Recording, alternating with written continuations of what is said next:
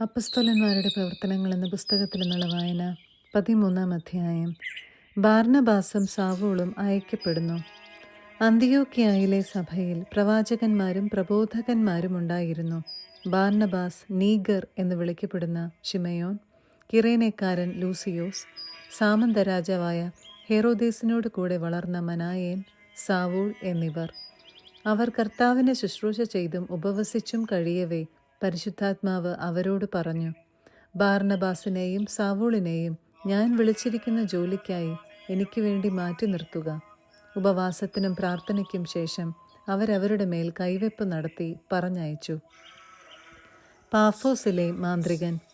പരിശുദ്ധാത്മാവിനാൽ അയക്കപ്പെട്ട അവർ സെലൂക്യായിലേക്ക് പോകുകയും അവിടെ നിന്ന് സൈപ്രസിലേക്ക് കപ്പൽ കയറുകയും ചെയ്തു. സലാമീസിലെത്തിയപ്പോൾ അവർ യഹൂദരുടെ സിനഗോഗുകളിൽ ദൈവവചനം പ്രസംഗിച്ചു. അവരെ സഹായിക്കാൻ യോഹന്നാനും ഉണ്ടായിരുന്നു.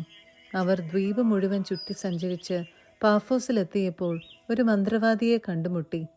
അവൻ ബർ യേശു എന്നു പേരുള്ള യഹൂദനായ ഒരു വ്യാജ പ്രവാചകനായിരുന്നു. ഉപസ്ഥാനപതിയും ബുദ്ധിമാനുമായ സെർജിയൂസ് പാവുളൂസിൻ്റെ ഒരു സദസ്യനായിരുന്നു അവൻ. ഈ ഉപസ്ഥാനപതി ദൈവവചനം ശ്രവിക്കാൻ താൽപ്പര്യപ്പെട്ട് ബാർന്നബാസിനെയും സാവൂളിനെയും വിളിപ്പിച്ചു. എന്നാൽ മാന്ത്രികനായ എലിമാസ്, മാന്ത്രികൻ എന്നാണ് ഈ പേരിൻ്റെ അർത്ഥം, വിശ്വാസത്തിൽ നിന്ന് ഉപസ്ഥാനപതിയെ വ്യതിചലിപ്പിക്കാൻ ശ്രമിച്ചുകൊണ്ട് അവരെ തടഞ്ഞു. പൗലോസ് എന്നുകൂടി പേരുണ്ടായിരുന്ന സാവൂളാകട്ടെ പരിശുദ്ധാത്മാവിനാൽ നിറഞ്ഞ് അവൻ്റെ നേരെ സൂക്ഷിച്ചു നോക്കി പറഞ്ഞു, സാത്താൻ്റെ സന്താനമേ, സകല നീതിക്കുമെതിരായവനെ, ദുഷ്ടതയും വഞ്ചനയും നിറഞ്ഞവനെ, ദൈവത്തിൻ്റെ നേർവഴികൾ ദുഷിപ്പിക്കുന്നതിൽ നിന്ന് വിരമിക്കയില്ലേ? ഇതാ കർത്താവിൻ്റെ കരം ഇപ്പോൾ നിന്റെ മേൽ പതിക്കും. നീ അന്ധനായിത്തീരും. കുറെ കാലത്തേക്ക് സൂര്യനെ ദർശിക്കാൻ നിനക്ക് സാധിക്കുകയില്ല. ഉടൻ തന്നെ മൂടലും അന്ധകാരവും അവനെ ആവരണം ചെയ്തു. തന്നെ കൈക്ക് പിടിച്ച് നയിക്കാൻ അവൻ ആളുകളെ അന്വേഷിച്ച് ചുറ്റിത്തിരിഞ്ഞു. ഈ സംഭവം കണ്ടപ്പോൾ ഉപസ്ഥാനപതി കർത്താവിൻ്റെ പ്രബോധനത്തെക്കുറിച്ച് അത്ഭുതപ്പെടുകയും വിശ്വാസം സ്വീകരിക്കുകയും ചെയ്തു. പൗലോസ് അന്തിയോക്യയിൽ. പൗലോസും കൂടെയുള്ളവരും പാഫോസിൽ നിന്ന് കപ്പൽ യാത്ര ചെയ്ത് പാംഫീലിയായിലെ പെർഗായിലെത്തി. യോഹന്നാൻ അവരെ വിട്ട് ജെറുസലേമിലേക്ക് മടങ്ങിപ്പോയി. എന്നാൽ അവർ പെർഗ കടന്ന് പിസീദിയായിലെ അന്തിയോക്യയിൽ വന്നെത്തി. സാബത്ത് ദിവസം അവർ സിനഗോഗിൽ പ്രവേശിച്ച് അവിടെ ഉപവിഷ്ടരായി. നിയമവും പ്രവചനങ്ങളും വായിച്ചു കഴിഞ്ഞപ്പോൾ സിനഗോഗിലെ അധികാരികൾ ആളയച്ച് അവരോട് ഇപ്രകാരം പറയിച്ചു, സഹോദരന്മാരെ, നിങ്ങളിൽ ആർക്കെങ്കിലും ജനങ്ങൾക്ക് ഉപദേശം നൽകാനുണ്ടെങ്കിൽ പറയാം. അപ്പോൾ പൗലോസ് എഴുന്നേറ്റ് നിന്ന് കൈകൊണ്ട് ആംഗ്യം കാണിച്ചിട്ട് പറഞ്ഞു, ഇസ്രായേൽ ജനമേ, ദൈവത്തെ ഭയപ്പെടുന്നവരെ ശ്രദ്ധിക്കുവിൻ. ഈ ഇസ്രായേൽ ജനതയുടെ ദൈവം നമ്മുടെ പിതാക്കന്മാരെ തിരഞ്ഞെടുത്തു. ഈജിപ്തിൽ വസിച്ചിരുന്ന കാലത്ത് അവരെ അവിടുന്ന് ഒരു വലിയ ജനമാക്കി. തൻ്റെ ശക്തമായ ഭുജം കൊണ്ട് അവിടുന്ന് അവരെ കൊണ്ടുപോരുകയും ചെയ്തു. അവിടുന്ന് 40 വർഷത്തോളം മരുഭൂമിയിൽ അവരോട് ക്ഷമാപൂർവം പെരുമാറി. കാനാൻ ദേശത്ത് വെച്ച് 7 ജാതികളെ നശിപ്പിച്ചതിന് ശേഷം അവരുടെ ഭൂമി 450 വർഷത്തോളം ഇസ്രായേൽക്കാർക്ക് അവകാശമായി കൊടുത്തു. അതിനുശേഷം അവിടുന്ന് പ്രവാചകനായ സാമുവേലിൻ്റെ കാലം വരെ അവർക്ക് ന്യായാധിപന്മാരെ നൽകി. പിന്നീട് അവർ ഒരു രാജാവിന് വേണ്ടി അപേക്ഷിച്ചു. ബെഞ്ചമിൻ ഗോത്രത്തിൽപ്പെട്ട കിഷിൻ്റെ പുത്രൻ സാവൂളിനെ 40 വർഷത്തേക്ക് ദൈവം അവർക്കു നൽകി. അനന്തരം അവനെ നീക്കം ചെയ്തിട്ട് ദാവീദിനെ അവരുടെ രാജാവായി അവിടുന്ന് ഉയർത്തി. അവനെക്കുറിച്ച് അവിടുന്ന് ഇപ്രകാരം സാക്ഷ്യപ്പെടുത്തിയിരിക്കുന്നു, ജസ്സയുടെ പുത്രനായ ദാവീദിൽ എൻ്റെ ഹൃദയത്തിനിണങ്ങിയ ഒരു മനുഷ്യനെ ഞാൻ കണ്ടെത്തിയിരിക്കുന്നു. അവൻ എൻ്റെ ഹിതം നിറവേറ്റും. വാഗ്ദാനം ചെയ്തിരുന്നത് പോലെ ഇവൻ്റെ വംശത്തിൽ നിന്ന് ഇസ്രായേലിന് രക്ഷകനായി യേശുവിനെ ദൈവം ഉയർത്തിയിരിക്കുന്നു. അവൻ്റെ ആഗമനത്തിന് മുൻപ് യോഹന്നാൻ ഇസ്രായേലിലെ എല്ലാ ജനതയോടും അനുതാപത്തിൻ്റെ ജ്ഞാനസ്നാനം പ്രസംഗിച്ചു. തൻ്റെ ദൗത്യം അവസാനിക്കാറായപ്പോൾ യോഹന്നാൻ പറഞ്ഞു, ഞാൻ ആരെന്നാണ് നിങ്ങളുടെ സങ്കല്പം? ഞാൻ അവനല്ല, എന്നാൽ ഇതാ എനിക്ക് ശേഷം ഒരുവൻ വരുന്നു. അവൻ്റെ പാദരക്ഷ അഴിക്കാൻ ഞാൻ യോഗ്യനല്ല. സഹോദരരെ, അബ്രാഹത്തിൻ്റെ സന്തതികളെ, ദൈവഭയമുള്ളവരെ, നമ്മുടെ അടുത്തേക്ക് ഈ രക്ഷയുടെ വചനം അയക്കപ്പെട്ടിരിക്കുന്നു. ജെറുസലേം നിവാസികളും അവരുടെ അധികാരികളും അവനെ അറിയാതെയും എല്ലാ സാപത്തിലും വായിക്കുന്ന പ്രവാചക വചനങ്ങൾ ഗ്രഹിക്കാതെയും അവനെ ശിക്ഷയ്ക്ക് വിധിച്ചുകൊണ്ട് ആ വചനങ്ങൾ പൂർത്തിയാക്കി. മരണശിക്ഷ അർഹിക്കുന്ന ഒരു കുറ്റവും അവനിൽ കാണാതിരുന്നിട്ടും അവനെ വധിക്കാൻ അവർ പീലാത്തോസിനോട് ആവശ്യപ്പെട്ടു. അവനെക്കുറിച്ച് എഴുതപ്പെട്ടിരുന്നതെല്ലാം പൂർത്തിയായപ്പോൾ അവരവനെ കുരിശിൽ നിന്ന് താഴെ ഇറക്കി കല്ലറയിൽ സംസ്കരിച്ചു. എന്നാൽ ദൈവം അവനെ മരിച്ചവരിൽ നിന്ന് ഉയർപ്പിച്ചു. അവനോടൊപ്പം ഗലീലിയിൽ നിന്ന് ജെറുസലേമിലേക്ക് വന്നവർക്ക് അവൻ പല ദിവസങ്ങളിലും പ്രത്യക്ഷനായി. അവർ ഇപ്പോൾ ജനങ്ങളുടെ മുൻപിൽ അവൻ്റെ സാക്ഷികളാണ്. ഞങ്ങൾ നിങ്ങളോട് പ്രസംഗിക്കുന്ന സുവിശേഷം ഇതാണ്. പിതാക്കന്മാർക്ക് നൽകിയിരിക്കുന്ന വാഗ്ദാനം യേശുവിനെ ഉയർപ്പിച്ചുകൊണ്ട് ദൈവം മക്കളായ നമുക്ക് നിറവേറ്റി തന്നിരിക്കുന്നു. 2-ാം സങ്കീർത്തനത്തിൽ ഇപ്രകാരം എഴുതിയിട്ടുണ്ടല്ലോ, നീ എൻ്റെ പുത്രനാണ്, ഇന്ന് ഞാൻ നിനക്ക് ജന്മം നൽകി. നാശത്തിൻ്റെ അവസ്ഥയിലേക്ക് തിരിച്ചു ചെല്ലാനാവാത്ത വിധം മരിച്ചവരിൽ നിന്ന് അവനെ ഉയർപ്പിച്ചതിനെക്കുറിച്ച് അവിടുന്ന് ഇങ്ങനെ അരുളി ചെയ്തു. ദാവീദിന് വാഗ്ദാനം ചെയ്യപ്പെട്ട വിശ്വസ്തവും വിശുദ്ധവുമായ അനുഗ്രഹങ്ങൾ നിങ്ങൾക്ക് ഞാൻ തരും. മറ്റൊരു സങ്കീർത്തനത്തിൽ ഇങ്ങനെ പറഞ്ഞിരിക്കുന്നു, അവിടുത്തെ പരിശുദ്ധൻ ജീർണിക്കാൻ അവിടുന്ന് അനുവദിക്കുകയില്ല. ദാവീദ് തൻ്റെ തലമുറയിൽ ദൈവഹിതം നിറവേറ്റിയതിനു ശേഷം മരണം പ്രാപിച്ചു. അവൻ പിതാക്കന്മാരോട് ചേരുകയും ജീർണത പ്രാപിക്കുകയും ചെയ്തു. എന്നാൽ ദൈവം ഉയർപ്പിച്ചവനാകട്ടെ ജീർണത പ്രാപിച്ചില്ല. സഹോദരരെ, നിങ്ങളിത് അറിഞ്ഞുകൊള്ളുവിൻ. നിങ്ങൾക്ക് പാപമോചനം പ്രഘോഷിക്കപ്പെട്ടിരിക്കുന്നത് ഇവൻ വഴിയത്രേ. മോശയുടെ നിയമം വഴി നീതീകരണം ലഭിക്കാനാവാത്ത കാര്യങ്ങളുണ്ട്. വിശ്വസിക്കുന്നവർക്ക് അവൻ വഴി അവയിൽ നീതീകരണം ലഭിക്കും. അതുകൊണ്ട് പ്രവചനങ്ങളിൽ പറഞ്ഞിട്ടുള്ളത് നിങ്ങൾക്ക് സംഭവിക്കാതിരിക്കാൻ സൂക്ഷിച്ചുകൊള്ളുവിൻ. നിന്ദകരെ കാണുവിൻ, ആശ്ചര്യപ്പെടുവിൻ, അപ്രത്യക്ഷരാകുവിൻ. എന്തെന്നാൽ നിങ്ങളുടെ ദിവസത്തിൽ ഞാനൊരു പ്രവൃത്തി ചെയ്യുന്നു, ആരു പറഞ്ഞാലും നിങ്ങൾ വിശ്വസിക്കാത്ത ഒരു പ്രവൃത്തി. ഇക്കാര്യങ്ങളെല്ലാം അടുത്ത സാപത്തിലും വിവരിക്കണമെന്ന് അവർ പുറത്തു വന്നപ്പോൾ ആളുകൾ അവരോട് അപേക്ഷിച്ചു. സിനഗോഗിലെ സമ്മേളനം പിരിഞ്ഞപ്പോൾ പല യഹൂദരും യഹൂദ മതത്തിൽ പുതുതായി ചേർന്ന ദൈവഭക്തരായ പലരും പൗലോസിനെയും ബാർനബാസിനെയും അനുഗമിച്ചു. അവരാകട്ടെ അവരോട് സംസാരിക്കുകയും ദൈവകൃപയിൽ നിലനിൽക്കാൻ അവരെ പ്രേരിപ്പിക്കുകയും ചെയ്തു. അടുത്ത സാപത്തിൽ ദൈവവചനം ശ്രവിക്കാൻ നഗരവാസികൾ എല്ലാവരും തന്നെ സമ്മേളിച്ചു.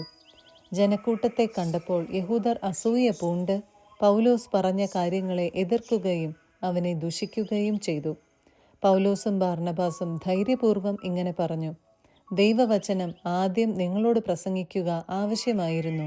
എന്നാൽ നിങ്ങളത് തള്ളിക്കളയുന്നതുകൊണ്ടും നിത്യജീവന് നിങ്ങളെ തന്നെ അയോഗ്യരാക്കി തീർത്തിരിക്കുന്നതുകൊണ്ടും ഇതാ ഞങ്ങൾ വിജാതിയരുടെ അടുക്കലേക്ക് തിരിയുന്നു. കാരണം കർത്താവ് ഞങ്ങളോട് ഇങ്ങനെ കൽപ്പിച്ചിരിക്കുന്നു, ഭൂമിയുടെ അതിർത്തികൾ വരെ രക്ഷ വ്യാപിപ്പിക്കുന്നതിന് വിജാതീയർക്ക് ഒരു ദീപമായി നിന്നെ ഞാൻ സ്ഥാപിച്ചിരിക്കുന്നു. ഈ വാക്കുകൾ കേട്ടപ്പോൾ വിജാതീയർ സന്തോഷഭരിതരായി കർത്താവിൻ്റെ വചനത്തെ പ്രകീർത്തിച്ചു. നിത്യജീവന് നിയോഗം ലഭിച്ചവരെല്ലാം വിശ്വസിക്കുകയും ചെയ്തു. കർത്താവിൻ്റെ വചനം ആ നാട്ടിലെല്ലാം വ്യാപിച്ചു. എന്നാൽ യഹൂദന്മാർ ബഹുമാന്യരായ ഭക്തസ്ത്രീകളെയും നഗരത്തിലെ പ്രമാണികളെയും പ്രേരിപ്പിച്ച് പൗലോസിനും ബാർനബാസിനുമെതിരായി പീഡനം ഇളക്കിവിടുകയും അവരെ ആ നാട്ടിൽ നിന്ന് പുറത്താക്കുകയും ചെയ്തു. അവർ തങ്ങളുടെ പാദങ്ങളിലെ പൊടി അവർക്കെതിരായി തട്ടിക്കളഞ്ഞിട്ട് ഇക്കോണിയത്തിലേക്ക് പോയി. ശിഷ്യന്മാർ ആനന്ദത്താലും പരിശുദ്ധാത്മാവിനാലും നിറഞ്ഞവരായി. 14-ാം അധ്യായം. പൗലോസ് ഇക്കോണിയത്തിൽ. അവർ ഇക്കോണിയത്തിലെ യഹൂദരുടെ സിനഗോഗിൽ പ്രവേശിച്ച് പ്രസംഗിച്ചു. യഹൂദരും ഗ്രീക്കുകാരും അടങ്ങിയ ഒരു വലിയ ഗണം വിശ്വസിച്ചു. വിശ്വസിക്കാതിരുന്ന യഹൂദർ സഹോദരർക്കെതിരായി വിജാതീയരെ ഇളക്കുകയും അവരുടെ മനസ്സിനെ വിദ്വേഷം കൊണ്ട് നിറയ്ക്കുകയും ചെയ്തു. എങ്കിലും അവർ വളരെ നാൾ അവിടെ താമസിച്ച് കർത്താവിനെപ്പറ്റി ധൈര്യപൂർവ്വം പ്രസംഗിച്ചു. അത്ഭുതങ്ങളും അടയാളങ്ങളും പ്രവർത്തിക്കാൻ അവർക്ക് അനുഗ്രഹം നൽകിക്കൊണ്ട് കർത്താവ് തൻ്റെ കൃപയുടെ വചനത്തിന് സാക്ഷ്യം നൽകി. എന്നാൽ നഗരത്തിലെ ജനങ്ങളുടെ ഇടയിൽ ഭിന്നതയുണ്ടായി. ചിലർ യഹൂദരുടെ കൂടെയും ചിലർ അപ്പസ്തോലന്മാരുടെ കൂടെയും ചേർന്നു. അവരെ അപമാനിക്കാനും കല്ലെറിയാനുമുള്ള ഒരു നീക്കം വിജാതീയരുടെയും യഹൂദരുടെയും അവരുടെ അധികാരികളുടെയും ഭാഗത്തു നിന്നുണ്ടായി. ഇതറിഞ്ഞ് അവർ ലിക്കവോനിയായിലെ നഗരങ്ങളായ ലിസ്ത്രായിലേക്കും ദെർബയിലേക്കും സമീപ പ്രദേശങ്ങളിലേക്കും പലായനം ചെയ്തു. അവിടെ അവർ സുവിശേഷം പ്രസംഗിച്ചുകൊണ്ടിരുന്നു. ലിസ്ത്രായിൽ. കാലുകൾക്ക് സ്വാധീനമില്ലാത്ത ഒരുവൻ ലിസ്ത്രായിൽ ഉണ്ടായിരുന്നു. ജന്മനാ മുടന്തനായിരുന്ന അവന് ഒരിക്കലും നടക്കാൻ കഴിഞ്ഞിരുന്നില്ല. പൗലോസ് പ്രസംഗിക്കുന്നത് അവൻ കേട്ടു. പൗലോസ് അവനെ സൂക്ഷിച്ചു നോക്കി. സൗഖ്യം പ്രാപിക്കാൻ തക്ക വിശ്വാസം അവനുണ്ടെന്ന് കണ്ട് പൗലോസ് ഉച്ചത്തിൽ പറഞ്ഞു, എഴുന്നേറ്റ് കാലുറപ്പിച്ചു നിൽക്കുക. അവൻ ചാടി എഴുന്നേറ്റ് നടന്നു. പൗലോസ് ചെയ്ത ഈ പ്രവൃത്തി കണ്ട ജനക്കൂട്ടം ലിക്കവോനിയൻ ഭാഷയിൽ ഉച്ചത്തിൽ പറഞ്ഞു, ദേവന്മാർ മനുഷ്യരൂപം ധരിച്ച് നമ്മുടെ ഇടയിലേക്ക് ഇറങ്ങി വന്നിരിക്കുന്നു. അവർ ബാർനബാസിനെ സേവൂസ് എന്നും പൗലോസ് പ്രധാന പ്രസംഗകനായിരുന്നതിനാൽ അവനെ ഹെർമസ് എന്നും വിളിച്ചു. നഗരത്തിൻ്റെ മുൻപിലുള്ള സേവൂസിൻ്റെ ക്ഷേത്രത്തിലെ പുരോഹിതൻ കാളകളും പൂമാലകളുമായി കവാടത്തിങ്കൽ വന്ന് ജനങ്ങളോട് ചേർന്ന് ബലിയർപ്പിക്കുവാൻ ആഗ്രഹം പ്രകടിപ്പിച്ചു. ഇതറിഞ്ഞ് അപ്പസ്തോലന്മാരായ ബാർനബാസും പൗലോസും വസ്ത്രം കീറി ജനക്കൂട്ടത്തിലേക്ക് ഓടിച്ചെന്ന് വിളിച്ചു പറഞ്ഞു, ഹേ മനുഷ്യരെ, നിങ്ങൾ ഈ ചെയ്യുന്നത് എന്താണ്? ഞങ്ങളും നിങ്ങളെപ്പോലെ തന്നെയുള്ള മനുഷ്യരാണ്. വ്യർത്ഥമായ ഈ രീതികളിൽ നിന്ന് ജീവിക്കുന്ന ദൈവത്തിലേക്ക് നിങ്ങൾ തിരിയണം എന്ന് ഞങ്ങൾ നിങ്ങളെ ഉത്ബോധിപ്പിക്കുന്നു. അവിടുന്നാണ് ആകാശവും ഭൂമിയും സമുദ്രവും അവയിലുള്ള സമസ്തവും സൃഷ്ടിച്ചത്. കഴിഞ്ഞ തലമുറകളിൽ എല്ലാ ജനതകളെയും സ്വന്തം മാർഗങ്ങളിൽ സഞ്ചരിക്കാൻ അവിടുന്ന് അനുവദിച്ചു. എങ്കിലും നന്മ പ്രവർത്തിക്കുകയും ആകാശത്തു നിന്ന് മഴയും ഫലപുഷ്ടമായ കാലാവസ്ഥയും നിങ്ങൾക്ക് പ്രദാനം ചെയ്യുകയും ആഹാരവും ആനന്ദവും നൽകി നിങ്ങളുടെ ഹൃദയങ്ങളെ നിറയ്ക്കുകയും ചെയ്തുകൊണ്ട് അവിടുന്ന് തനിക്ക് സാക്ഷ്യം നൽകിക്കൊണ്ടിരുന്നു. അവരിപ്രകാരം പറഞ്ഞ് തങ്ങൾക്ക് ബലിയർപ്പിക്കുന്നതിൽ നിന്ന് ജനങ്ങളെ കഷ്ടിച്ചു പിന്തിരിപ്പിച്ചു. അന്തിയോക്യായിൽ നിന്നും ഇക്കോണിയത്തിൽ നിന്നും അവിടെ എത്തിയ യഹൂദന്മാർ ജനങ്ങളെ പ്രേരിപ്പിച്ച് പൗലോസിനെ കല്ലെറിയിച്ചു. മരിച്ചുപോയെന്ന് വിചാരിച്ച് അവരവനെ നഗരത്തിന് പുറത്തേക്ക് വലിച്ചു കൊണ്ടുപോയി. എന്നാൽ ശിഷ്യന്മാർ അവന് ചുറ്റും കൂടിയപ്പോൾ അവൻ എഴുന്നേറ്റ് പട്ടണത്തിൽ പ്രവേശിച്ചു. അന്തിയോക്യായിൽ. അടുത്ത ദിവസം ബാർനബാസുമൊത്ത് അവൻ ദെർബയിലേക്ക് പോയി. ആ നഗരത്തിലും അവർ സുവിശേഷം പ്രസംഗിച്ച് പലരെയും ശിഷ്യരാക്കി. അനന്തരം അവർ ലിസ്ത്രായിലേക്കും ഇക്കോണിയത്തിലേക്കും അന്തിയോക്യായിലേക്കും തിരിച്ചു ചെന്നു. വിശ്വാസത്തിൽ നിലനിൽക്കണമെന്നും നിരവധി പീഡനങ്ങളിലൂടെ ദൈവരാജ്യത്തിൽ പ്രവേശിക്കണമെന്നും ഉപദേശിച്ചുകൊണ്ട് ശിഷ്യരുടെ മനസ്സിനെ അവർ ശക്തിപ്പെടുത്തി. അവർ സഭകൾ തോറും ശ്രേഷ്ഠന്മാരെ നിയമിച്ച് പ്രാർത്ഥനയോടും ഉപവാസത്തോടും കൂടെ അവരെ തങ്ങൾ വിശ്വസിച്ച കർത്താവിന് സമർപ്പിച്ചു. പിന്നീട് അവർ പിസീദിയായിലൂടെ കടന്ന് പാംഫീലിയായിൽ എത്തി. പെർഗായിൽ വചനം പ്രസംഗിച്ചതിനു ശേഷം അവർ അത്താലിയായിലേക്ക് പോയി. അവിടെ നിന്ന് അന്തിയോക്യായിലേക്ക് കപ്പൽ കയറി. തങ്ങൾ നിർവഹിച്ച ദൗത്യത്തിന് ആവശ്യമായിരുന്ന ദൈവകൃപയ്ക്ക് അവർ ഭരമേൽപ്പിക്കപ്പെട്ടത് അവിടെ വെച്ചാണല്ലോ. അവരവിടെ എത്തിയപ്പോൾ സഭയെ വിളിച്ചുകൂട്ടി തങ്ങൾ മുഖാന്തരം ദൈവം എന്തെല്ലാം പ്രവർത്തിച്ചുവെന്നും വിജാതീയർക്ക് വിശ്വാസത്തിൻ്റെ വാതിൽ അവിടുന്ന് എങ്ങനെ തുറന്നു കൊടുത്തുവെന്നും വിശദീകരിച്ചു. പിന്നീട് കുറെ കാലത്തേക്ക് അവർ ശിഷ്യരോട് കൂടെ അവിടെ താമസിച്ചു. 15-ാം അധ്യായം. ജെറുസലേം സൂനഹദോസ്. യൂദയായിൽ നിന്ന് ചിലർ അവിടെ വന്ന് മോശയുടെ നിയമമനുസരിച്ച് പരിച്ഛേദനം ചെയ്യപ്പെടാത്ത പക്ഷം രക്ഷപ്രാപിക്കുവാൻ സാധ്യമല്ല എന്ന് സഹോദരരെ പഠിപ്പിച്ചു. പൗലോസും ബാർനബാസും അവരോട് വിയോജിക്കുകയും വിവാദത്തിൽ ഏർപ്പെടുകയും ചെയ്തു. തന്മൂലം ജെറുസലേമിൽ ചെന്ന് അപ്പസ്തോലന്മാരും ശ്രേഷ്ഠന്മാരുമായി ഈ പ്രശ്നം ചർച്ച ചെയ്യാൻ പൗലോസും ബാർനബാസും അവരുടെ കൂട്ടത്തിൽപ്പെട്ട മറ്റു ചിലരും നിയോഗിക്കപ്പെട്ടു.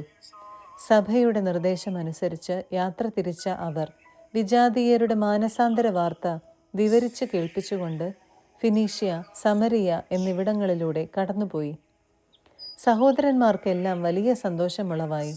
ജെറുസലേമിലെത്തിയപ്പോൾ സഭയും അപ്പസ്തോലന്മാരും ശ്രേഷ്ഠന്മാരും അവരെ സ്വീകരിച്ചു. ദൈവം തങ്ങൾ മുഖാന്തരം പ്രവർത്തിച്ച കാര്യങ്ങൾ അവർ പ്രഖ്യാപിച്ചു. എന്നാൽ ഫരിസേയരുടെ ഗണത്തിൽ നിന്ന് വിശ്വാസം സ്വീകരിച്ച ചിലർ എഴുന്നേറ്റ് പ്രസ്താവിച്ചു. അവരെ പരിച്ഛേദനം ചെയ്യുകയും മോശയുടെ നിയമം പാലിക്കണമെന്ന് അവരോട് നിർദ്ദേശിക്കുകയും ചെയ്യുക ആവശ്യമാണ്. ഇക്കാര്യം പരിഗണിക്കാൻ അപ്പസ്തോലന്മാരും ശ്രേഷ്ഠന്മാരും ഒരുമിച്ച് കൂടി. വലിയ വാദപ്രതിവാദം നടന്നപ്പോൾ പത്രോസ് എഴുന്നേറ്റ് പറഞ്ഞു, സഹോദരന്മാരെ, വളരെ മുൻപ് തന്നെ ദൈവം നിങ്ങളുടെ ഇടയിൽ ഒരു തിരഞ്ഞെടുപ്പ് നടത്തുകയും വിജാതീയർ എൻ്റെ അധരങ്ങളിൽ നിന്ന് സുവിശേഷ വചനങ്ങൾ കേട്ടു വിശ്വസിക്കണമെന്ന് നിശ്ചയിക്കുകയും ചെയ്തു എന്ന് നിങ്ങൾക്കറിയാമല്ലോ. ഹൃദയങ്ങളെ അറിയുന്ന ദൈവം നമുക്കെന്നതുപോലെ അവർക്കും പരിശുദ്ധാത്മാവിനെ നൽകിക്കൊണ്ട് അവരെ അംഗീകരിച്ചു. നമ്മളും അവരും തമ്മിൽ അവിടുന്ന് വ്യത്യാസം കൽപ്പിച്ചില്ല. അവരുടെ ഹൃദയങ്ങളെയും വിശ്വാസം കൊണ്ട് പവിത്രീകരിച്ചു. അതുകൊണ്ട് നമ്മുടെ പിതാക്കന്മാർക്കോ നമുക്കോ താങ്ങാൻ വയ്യാതിരുന്ന ഒരു നുകം ഇപ്പോൾ ശിഷ്യരുടെ ചുമലിൽ വെച്ചു കെട്ടി എന്തിന് ദൈവത്തെ നിങ്ങൾ പരീക്ഷിക്കുന്നു? അവരെ പോലെ തന്നെ നാമും രക്ഷ പ്രാപിക്കുന്നത് കർത്താവായ യേശുവിൻ്റെ കൃപയാലാണെന്ന് നാം വിശ്വസിക്കുന്നു. സമൂഹം നിശബ്ദമായിരുന്നു. തങ്ങൾ വഴി വിജാതീയരുടെ ഇടയിൽ ദൈവം പ്രവർത്തിച്ച അത്ഭുതങ്ങളും അടയാളങ്ങളും ബാർനബാസും പൗലോസും വിവരിച്ചത് അവർ ശ്രദ്ധാപൂർവം കേട്ടുകൊണ്ടിരുന്നു. അവർ പറഞ്ഞ് അവസാനിപ്പിച്ചപ്പോൾ യാക്കോബ് പറഞ്ഞു, സഹോദരന്മാരെ, ഞാൻ പറയുന്നത് കേൾക്കുവിൻ. തൻ്റെ നാമത്തിനു വേണ്ടി വിജാതീയരിൽ നിന്ന് ഒരു ജനത്തെ തിരഞ്ഞെടുക്കാൻ ദൈവം ആദ്യം അവരെ സന്ദർശിച്ചതെങ്ങനെയെന്ന് ശിമയോൻ വിവരിച്ചുവല്ലോ. പ്രവാചകന്മാരുടെ വാക്കുകൾ ഇതിനോട് പൂർണ്ണമായി യോജിക്കുന്നു. ഇങ്ങനെ എഴുതപ്പെട്ടിരിക്കുന്നു, ഇതിനുശേഷം ഞാൻ തിരിച്ചുവരും. ദാവീദിൻ്റെ വീണുപോയ കൂടാരം ഞാൻ വീണ്ടും പണിയും. അതിൻ്റെ നഷ്ടശിഷ്ടങ്ങളിൽ നിന്ന് ഞാൻ അതിനെ പുതുക്കി പണിയും. അതിനെ ഞാൻ വീണ്ടും ഉയർത്തി നിർത്തും. കർത്താവ് അരുളി ചെയ്യുന്നു. ശേഷിക്കുന്ന ജനങ്ങളും എൻ്റെ നാമത്തിന് പ്രതിഷ്ഠിക്കപ്പെട്ടിരിക്കുന്ന വിജാതീയരും കർത്താവിനെ അന്വേഷിക്കുന്നതിനു വേണ്ടിയാണിത്. അവിടുന്ന് പുരാതന കാലം മുതൽ ഇതെല്ലാം വ്യക്തമാക്കിയിട്ടുണ്ട്. അതിനാൽ ദൈവത്തിലേക്ക് തിരിയുന്ന വിജാതീയരെ നാം വിഷമിപ്പിക്കരുത് എന്നാണ് എൻ്റെ അഭിപ്രായം.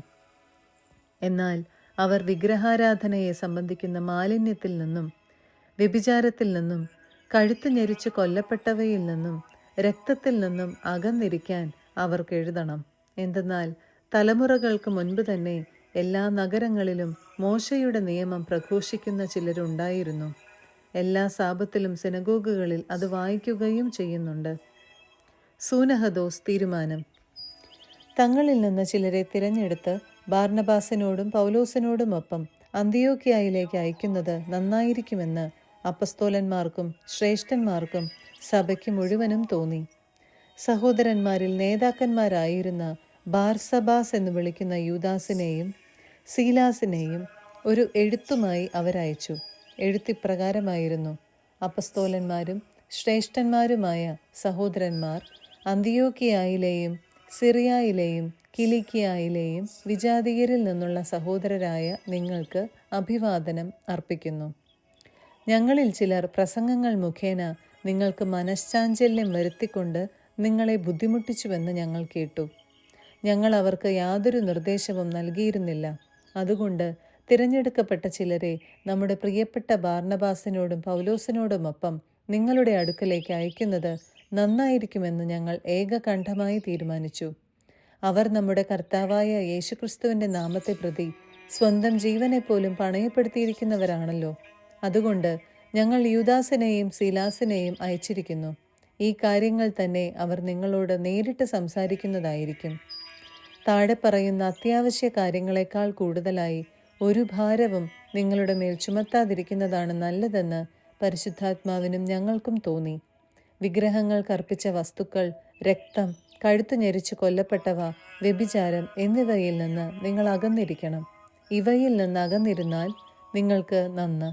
മംഗളാശംസകൾ. അവർ യാത്ര തിരിച്ച് അന്തിയോക്യയിലെത്തി. ജനങ്ങളെ മുഴുവൻ വിളിച്ചുകൂട്ടി എഴുത്തവരെ ഏൽപ്പിച്ചു. അവരാ ഉപദേശം വായിച്ച് സന്തുഷ്ടരായി. പ്രവാചകന്മാർ കൂടിയായിരുന്ന യൂദാസും സീലാസും സഹോദരർക്ക് വളരെ ഉപദേശങ്ങൾ നൽകുകയും അവരെ വിശ്വാസത്തിൽ ശക്തിപ്പെടുത്തുകയും ചെയ്തു. അവർ കുറേ നാൾ അവിടെ ചിലവഴിച്ചു. പിന്നീട് അവരെ അയച്ചവരുടെ അടുക്കലേക്ക് സഹോദരർ അവരെ സൗഹാർദ്ദപൂർവ്വം യാത്രയാക്കി. എന്നാൽ പൗലോസും ബാർനബാസും മറ്റു പലരോടുമൊപ്പം കർത്താവിൻ്റെ വചനം പ്രസംഗിക്കുകയും പഠിപ്പിക്കുകയും ചെയ്തുകൊണ്ട് അന്തിയോക്യയിൽ താമസിച്ചു. പൗലോസും ബാർനബാസും വേർപിരിയുന്നു. കുറേ ദിവസം കഴിഞ്ഞപ്പോൾ പൗലോസ് ബാർനബാസിനോട് പറഞ്ഞു, വരൂ, നാം കർത്താവിൻ്റെ വചനം പ്രസംഗിച്ച എല്ലാ നഗരങ്ങളിലും തിരിച്ചു ചെന്ന് സഹോദരരെ സന്ദർശിച്ച് അവരെങ്ങനെ കഴിയുന്നുവെന്നറിയാം. മർക്കോസ് എന്ന് വിളിക്കപ്പെടുന്ന യോഹന്നാനെ കൂടി കൊണ്ടുപോകാൻ ബാർനബാസ് ആഗ്രഹിച്ചു. എന്നാൽ പാംഫീലിയായിൽ വെച്ച് തങ്ങളിൽ നിന്ന് പിരിഞ്ഞു പോകുകയും പിന്നീട് ജോലിയിൽ തങ്ങളോട് ചേരാതിരിക്കുകയും ചെയ്ത ഒരുവനെ കൂടെ കൊണ്ടുപോകാതിരിക്കുകയാണ് നല്ലത് എന്നായിരുന്നു പൗലോസിന്റെ പക്ഷം. ശക്തമായ അഭിപ്രായ ഭിന്നത മൂലം അവർ പിരിഞ്ഞു. ബാർനബാസ് മാർക്കോസിനെയും കൂട്ടി സൈപ്രസിലേക്ക് കപ്പൽ കയറി. പൗലോസ് സീലാസിനെ തിരഞ്ഞെടുത്ത് അവനോടുകൂടെ യാത്ര തിരിച്ചു. സഹോദരരെല്ലാം അവരെ കർത്താവിൻ്റെ കൃപയ്ക്ക് ഭരമേൽപ്പിച്ചു.